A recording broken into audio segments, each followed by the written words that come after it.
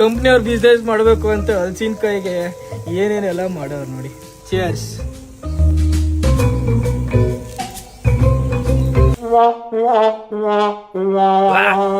ಚೆನ್ನಾಗಿಲ್ಲ. ಮಟನ್ ತಿಂದೇ ಇರೋರಿಗೆ ಖುಷಿ ಸುದ್ದಿ. ಯಾಕಂದ್ರೆ ಈಗ ಸಿಟಿ ಅವರು ಡೆವಲಪ್ಮೆಂಟ್ ಮಾಡಿದ್ದಾರೆ ಮಟನ್ ನಲ್ಲಿ.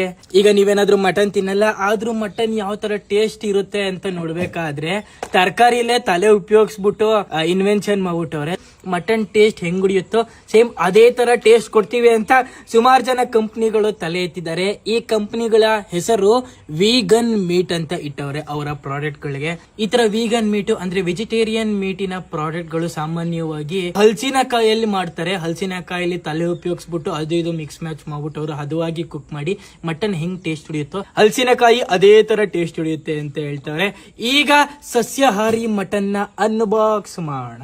ಸಸ್ಯಾಹಾರಿ ಮಟನ್ನು ನೋಡ್ರಿ, ಮಟನ್ನು ಸಸ್ಯಾಹಾರಿ ಮಟನ್ನು ಪೀಸ್ ಪೀಸ್ ಮಾಡಾಕವ್ರೆ. ಏನಿದು ಅಂದ್ರೆ ಹಲಸಿನಕಾಯಿ, ಇದೆಲ್ಲ ಹಲಸಿನಕಾಯಿ ಇರುತ್ತಲ್ಲ ಅದನ್ನ ಪೀಸ್ ಪೀಸ್ ಪೀಸ್ ಮಾಡಾಕವ್ರೆ. ಸಸ್ಯಾಹಾರಿ ಮಟನ್ ಮಾಡ್ತಾ ಇದೀವಿ ನಾವು ಇವತ್ತು. ಸಸ್ಯಾಹಾರಿ ಮಟನ್ ಬನ್ನಿ ತಿನ್ನಿರ.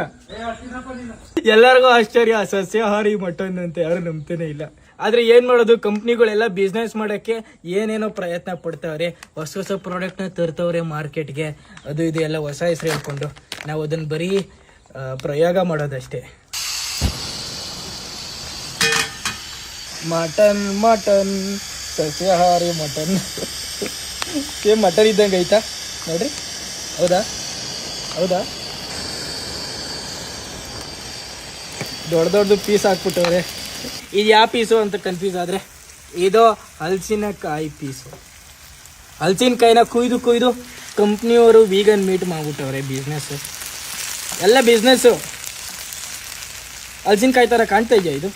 ನೋಡಿ ನೋಡಿ ನೋಡಿ, ಏನೇನೋ ಮಸಾಲೆಗಳು ಹಾಕ್ಬಿಟ್ಟಿದೆ ಅಂದರೆ. ಆದರೂ ಹಲಸಿನಕಾಯಿ ಗಂಬಳು ಚೆನ್ನಾಗಿ ಗೊತ್ತೈತೆ.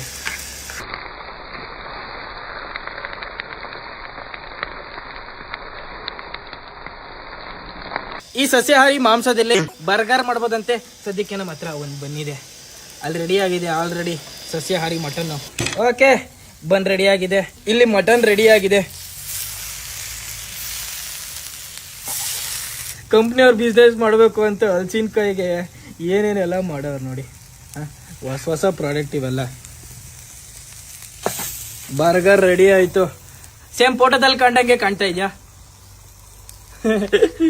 ಇಲ್ಲ, ಹೆಂಗೋ ಒಂದು ಹೊಸ ಆಹಾರನ ಟೇಸ್ಟ್ ಮಾಡೋದು. ಚಿಯರ್ಸ್.